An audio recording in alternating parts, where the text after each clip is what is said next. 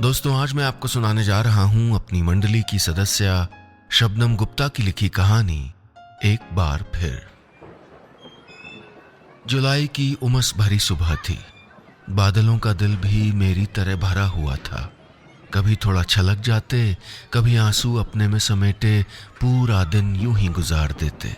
मैं अपनी 4 साल की बेटी महिमा को लेकर पार्क आई थी। बच्चों की डॉक्टर हूं, इसलिए बच्चों को थोड़ा ज्यादा समझती हूं। लेकिन मैं अपनी बेटी को समझ नहीं पा रही थी। मैंने एक बार फिर उसको देखा। लंबी सी पोल्का डॉट वाली फ्रॉक पहने वो चुपचाप एक पेड़ पर बैठकर कुछ देख रही थी। उसकी आंखों पर उसके बाल गिरे हुए थे और वो इतनी खोई हुई थी कि उनको भी चेहरे से नहीं हटा रही थी। एक उसके जितना बच्चा उसके पास गया और अपनी बॉल उसको देकर उससे बात करने लगा। मेरे मन में उम्मीद जगी, शायद वो मुस्कुराएगी और आज मैं अपनी बच्ची के चेहरे पे एक मुस्कान देख पाऊंगी। वो मुस्कान जो लगभग 6 महीने से जैसे कहीं खो गई थी। पर ऐसा कुछ नहीं हुआ। महिमा ने अपने चेहरे से बाल हटाए, उस बच्चे को बिना कुछ कहे पेड़ से उतरी और मेरे पास आ गई। मैंने एक ठंडी सांस भरी। मुझे पता था आगे क्या होगा और वही हुआ। माही मेरे पास आई और बोली, मुझे घर जाना है। मैंने कहा, थोड़ी देर और खेलो फिर चलते हैं। लेकिन उसने रोना शुरू कर दिया। मुझे घर जाना है, मुझे घर जाना है, मुझे घर जाना है। आसपास सभी हमारी ओर देखने लगे। मैंने फिर एक ठंडी सांस भरी। घर जाने में कोई प्रॉब्लम नहीं थी। प्रॉब्लम यह थी कि वो घर पे भी यही बात दोहराती रहती थी। मैं उसको कहती, माही आप घर पे ही तो हो, तो वो और रोती और सर हिला देती और इतना रोती कि उसकी सांस उखड़ने लग जाती। मैं और उसके पापा अखिल दोनों डॉक्टर हैं। हमने सारे चेकअप करा लिए, शहर के बड़े बड़े डॉक्टरों को दिखा दिया। मेरी नन्ही सी माही ने ब्लड टेस्ट, एक्सरे, एमआरआई सब तो करा लिया था। हमने उस शहर के 2 बड़े साइकाइट्रिस्ट को दिखा दिया था, लेकिन कुछ पता नहीं चल पाया। घर वापस आकर मैं रघु के पास सोफे पे बैठ गई। रघु मेरा छोटा भाई है, फोटोग्राफर है और कुछ दिन के लिए मेरे साथ रहने आया हुआ था। ख्यालों में खोई मैं चाय के कप में चम्मच से चीनी घोलकर पीने ही लगी थी कि रघु बोला, तुम ठंडी चाय पी रही हो दी, तुम्हें क्या हो गया है? मैंने चौंक के अपने कप को देखा। हाँ, मुझे पता ही नहीं चला कि मैं ठंडी चाय पी रही हूं। मैं तो धुआं निकलती हुई चाय पीती हूं। दी, अगर डॉक्टर कहते कि सब ठीक है तो माही की इतनी चिंता क्यों कर रही हो?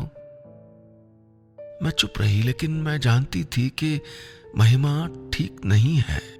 रघु कुछ देर चुप रहा, फिर थोड़ा हिचकते हुए बोला, दी, तुमने पुनर्जन्म के बारे में सुना है?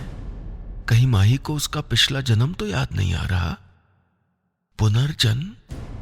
चाय का कप मेरे हाथ से छलक गया। दिमाग खराब तो नहीं हो गया रघु का? मेरी प्रॉब्लम पहले से ही क्या कम थी जो वो ऐसी बातें करके एक नई प्रॉब्लम खड़ी करना चाहता था? पुनर्जन्म? ये फालतू की बातें मुझको पसंद नहीं है रघु, और तू इन अंधविश्वासों को कब से मानने लग गया? रघु ने गहरी सांस ली। वो जानता था कि ये बात मैं सुनूंगी नहीं, इसलिए अब तक कहने में झिझक रहा था। लेकिन मुझे इतना परेशान देखना भी उसको बर्दाश्त नहीं था। बोला, मुझे पता है तुमको ये सारी बातें बकवास लगती हैं, पर मैं ऐसे लोगों से मिला हूं दी। बहुत सारी बातें हमको समझ नहीं आती, पर इसका मतलब ये नहीं कि वो एग्जिस्ट नहीं करती हैं। स्टॉप इट रघु, मुझे इन बातों पे विश्वास नहीं है। मैंने कहा तो रघु उठ के खड़ा हो गया और गहरी सांस लेकर बोला, तुम्हारे विश्वास न करने से कुछ नहीं बदलेगा दी। खैर, मैं अपने कमरे में हूं, जरूरत हो तो बुला लेना। रघु तो चला गया, पीछे रह गई मैं, सवालों के समंदर में डूबती उतराती। माही बगल वाले कमरे में बैठी खेल रही थी। पर्दे के कोने से सिर्फ उसकी पीठ दिख रही थी। मेरा दिल किया कि जाकर उसको गोद में उठा लूं, लेकिन मैं वहीं बैठी देखती रही। आज बहुत दिनों बाद वो खुश दिख रही थी। अकेले ही सही, पर खेल रही थी।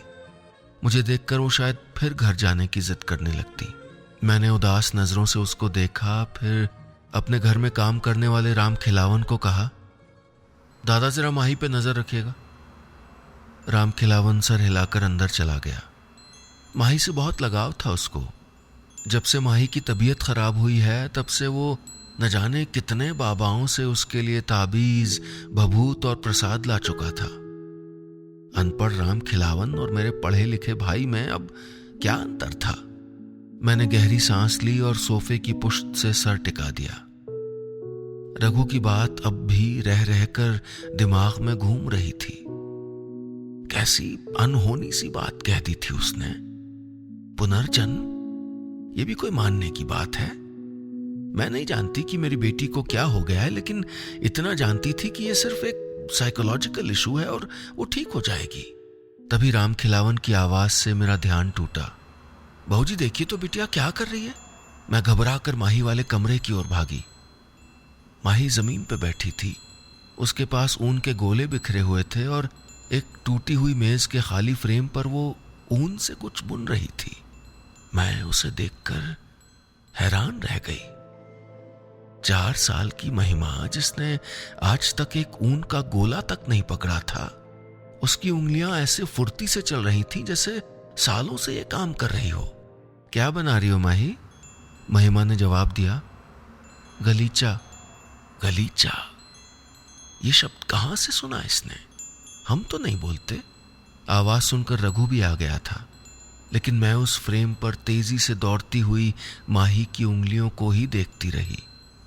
3 रंगों की ऊन से उसने एक बहुत सुंदर डिजाइन का शॉल बुन लिया था। मैंने फिर पूछा, ये तो बहुत ही सुंदर लग रहा है, कहां से सीखा? महिमा मुस्कुराई और बोली, फैक्ट्री से। उसकी आवाज में कुछ ऐसा था कि अपनी बेटी मुझको अचानक बहुत अजनबी लगने लगी थी। फैक्ट्री से, फैक्ट्री नहीं, जैसे गांव में बोलते हैं वैसे, फैक्ट्री। मैंने उसके सर पर प्यार से हाथ फेरा, लेकिन मेरा दिमाग फट रहा था। मुझे समझ नहीं आ रहा था कि मेरे साथ ये सब क्यों हो रहा है। जिस बच्ची को अभी ठीक से ब्रश करना नहीं आता था, उसने ऐसा शॉल कैसे बुन लिया था? उसके हाथ अभी भी ऊन के धागों के साथ थिरक रहे थे। मैंने उस पर से अपनी नजरें हटा ली। धीरे से कहा, रघु, अब क्या होगा?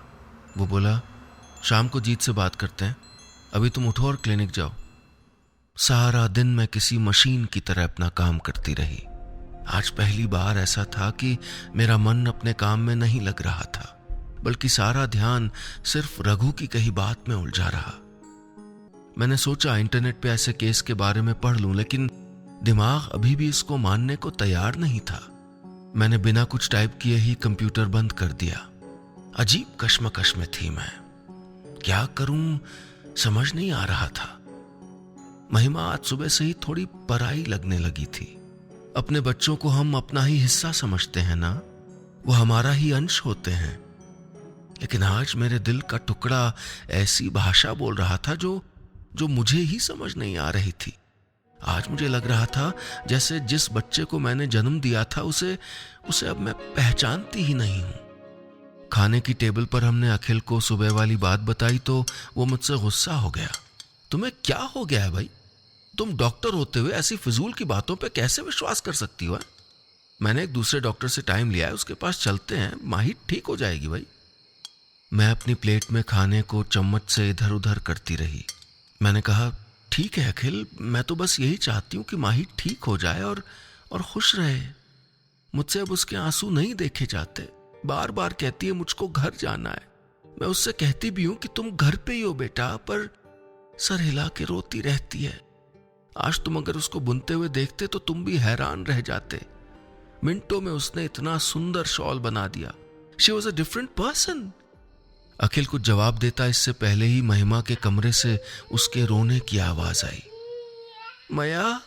हम दोनों उसके कमरे में भागे। महिमा की आंखें बंद थीं और वो ऐसे छटपटा रही थी जैसे कोई बुरा सपना देख रही हो। उसकी सांस उखड़ रही थी। मही, मैंने उसको गोद में उठा लिया। उसने मेरे कंधे में अपना चेहरा छुपा लिया। बोली, मुझे अपने घर जाना है, मुझे मया के पास जाना है। मैंने और अखिल ने एक दूसरे की तरफ देखा। अब कमरे में 2 डॉक्टर नहीं, 2 डरे हुए माँ बाप बैठे थे जो अपने बच्चे को हर हाल में ठीक देखना चाहते थे। मैं पूरी रात महिमा को गोदी में लेकर बैठी रही। मेरे कानों में उसकी आवाज गूंज रही थी, मुझे अपने घर जाना है, मुझे माया के पास जाना है। सुबह अखिल और मैं भी चुप बैठे थे।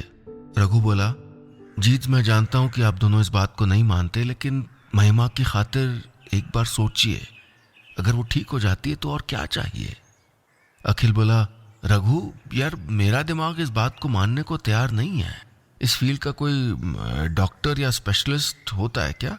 And how does it even work? मैं बाहर देख रही थी। विंड चाइम की हल्की आवाज आ रही थी और सामने पेड़ पर एक चिड़िया अपने घोंसले में दिखाई दे रही थी। 3 छोटे बच्चे उसके सामने घोंसले में फुदक रहे थे और वो उनको कुछ किट किट बोलकर उड़ना सिखा रही थी। मेरी नजरें वहीं जम गईं। एक बच्चा बिना पंख खोले ही थोड़ा सा उड़ा और फिर धड़ाम से आकर घोंसले में गिर गया। चिड़िया ने उसके सर पे अपना एक पंजा रखा और कुछ कहा। इस बार उसने अपने पंख हल्के से खोले और थोड़ा सा उड़ा। प्रकृति का नियम है कि माँ और बच्चे का रिश्ता प्यार और विश्वास का है।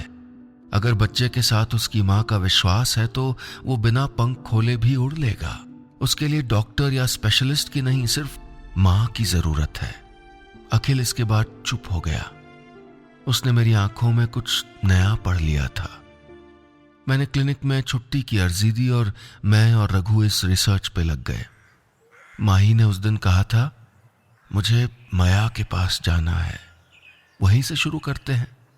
हो सकता है इसके घर में कोई माया नाम की औरत हो या इसका ही नाम माया रहा हो।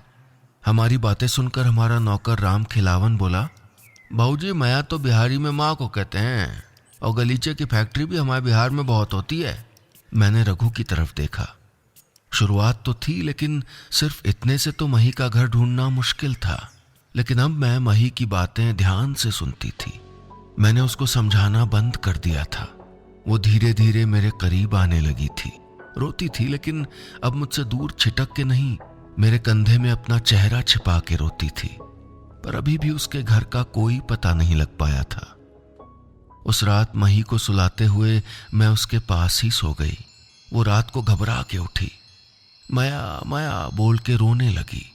फिर उसका चेहरा ऐसे नीला हो गया जैसे उसे सांस लेने में मुश्किल हो रही हो। बोली, फैक्ट्री में आग लग गया।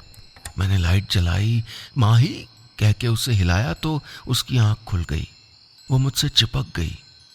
मुझे घर जाना है। मैंने उसके माथे को सहलाया, उसे प्यार किया और कहा, ले चलूंगी बेटा, तुझे तेरे घर जरूर लेके चलूंगी। अब मैंने सोच लिया था कि चाहे कुछ भी हो जाए, माही की ये ख्वाहिश मैं जरूर पूरी करूंगी। अगले दिन मैंने रघु को रात की बात बताई। हमें पता था ये ज्यादा तो नहीं है, लेकिन हमने अपनी तलाश शुरू कर दी। हम दोनों ने कंप्यूटर पर पिछले 5-6 साल की खबरें देखी।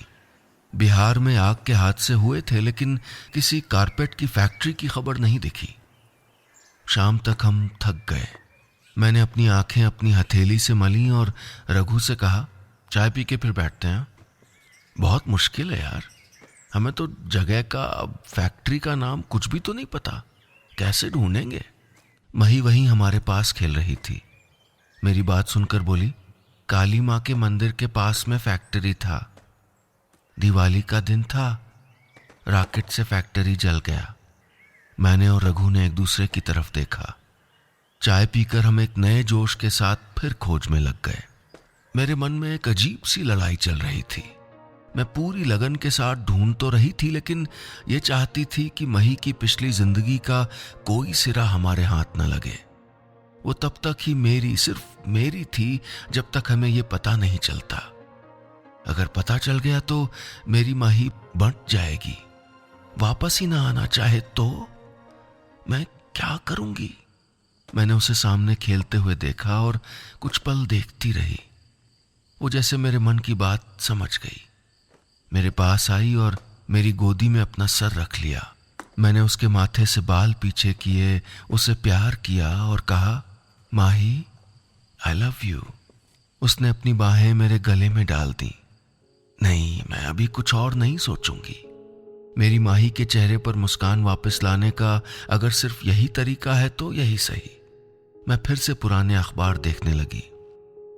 कई घंटों की खोजबीन के बाद पता चल ही गया। हमें एक छोटा सा न्यूज आइटम दिखा। दरभंगा के एक छोटे से गांव लदनिया में करीब 7 साल पहले दिवाली वाले दिन एक कारपेट की फैक्ट्री में आग लग गई थी। अब अगला कदम न उठाने की कोई वजह नहीं थी। अखिल ने जाने से मना कर दिया तो मैंने रघु को साथ चलने को कहा। मेरे दिल में भी कहीं एक डर था। मैं एक ऐसा दरवाजा खोल रही थी जो मेरा पूरा जीवन बदल सकता था, और एक बार खुलने के बाद इसे बंद करना मुमकिन नहीं था। दरभंगा पहुंचकर हमने बस ली। मही बहुत खुश थी। वो ताली बजा बजा कर सीट पे कूद रही थी। मया मया कह के हंस रही थी। पोखर मम्मी सी। बस में आसपास बैठे लोग हैरानी से उसको देख रहे थे, और मैं पहले से भी ज्यादा डरी हुई थी। अगर माही ने वापस जाने से इनकार कर दिया तो? हम बस से उतरे तो माही हमारे आगे भागने लगी। छोटा सा गांव था, ज्यादातर घर मिट्टी के थे, सड़कें भी कच्ची थीं। कुछ औरतें सर पे मटका लेके जा रही थीं। माही उनके बीच में से होती हुई भागे जा रही थी। हमारे पैर उस कच्ची सड़क पर लड़खड़ा रहे थे, लेकिन माही के नहीं। वो ऐसे भाग रही थी जैसे इन सड़कों पर वो हमेशा से भागती रही हो। उसके पांव इन ऊबड़ खाबड़ रास्तों को पहचानते थे। माही एक घर के सामने रुक गई थी। मिट्टी का कच्चा घर था। उसमें से एक औरत बाहर आई तो माही उसके पैरों से चिपक गई। मया मया। वो औरत हैरानी से उसको देखने लगी। मैं और रघु भी तब तक वहां पहुंच गए। माही घर के अंदर भाग गई और फिर बाहर आकर उस औरत से बोली, मया बाऊजी का अच्छा, यानी माँ बाऊजी कहाँ है? माही का लहजा, उसका एक्सेंट बिल्कुल बदल गया था। वो औरत अचंभे से उसको देखती रही पर कुछ बोली नहीं। उसके पास खड़ा एक बच्चा बोला, मिर्गिल्ले, यानी मर गए। माही फिर उसी लहजे में बोली, मिर्गिल्ले। फिर उसी बच्चे की तरफ देख के बोली, ऐ सुधीर, मेरी गुड़िया का तछा।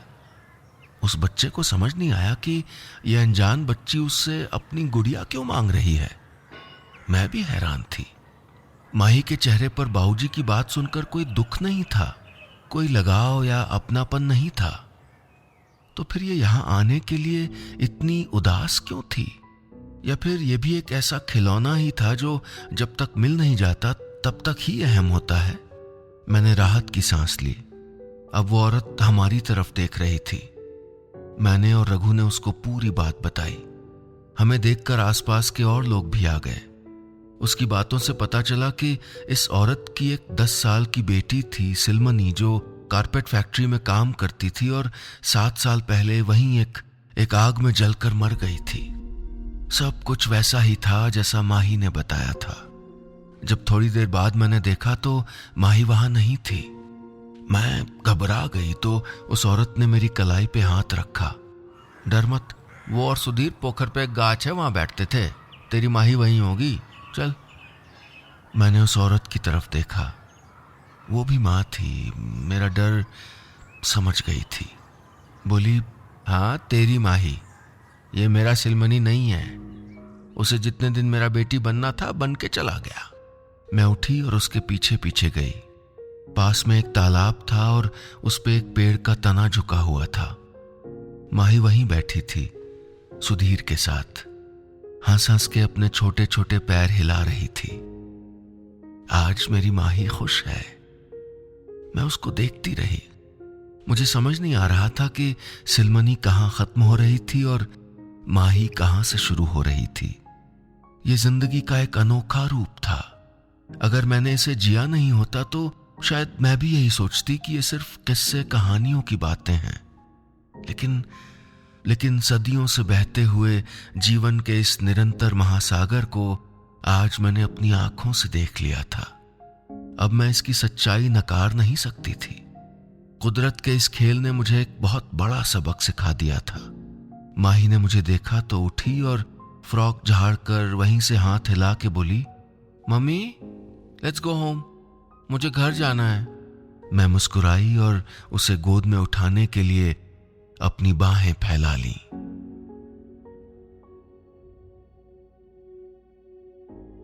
बस इतनी सी थी ये कहानी।